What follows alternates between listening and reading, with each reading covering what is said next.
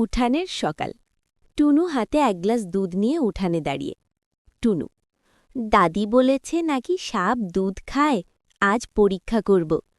ঝোপ থেকে মাথা বের করে কালু সাপ বলল, স্স, আমি কিন্তু কার্টুন সাপ, ভয় নেই। টুনু দুধ এগিয়ে দিয়ে বলল, এই নাও কালু, খাঁটি গরুর দুধ। কালু সাপ গন্ধ শুকে, আরে বাবা, আমি তো ল্যাকটোজ বুঝি না, লোকজন কি যে বানায়। পাশ দিয়ে মুরগি হাঁটতে যাচ্ছিল। মুরগি বলল, টুনু, আমাকে দাও, আমি কিন্তু সব খাই। সেই সময় দাদির আগমন। দাদি লাঠি হাতে আসে। দাদি বলল, এই টুনু, এসব কি করছিস? টুনু লজ্জাই হয়ে বলল, দাদি, সাপ পোষার চেষ্টা করছি। দাদি হেসে বলল, আরে বাবা, সাপ দুধ খায় না, এসব গল্পে হয়, কিন্তু বাস্তবে করলে বিপদ।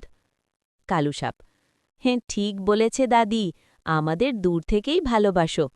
টুনু তখন বলল, আজ বুঝলাম, সব গল্প সত্যি হয় না।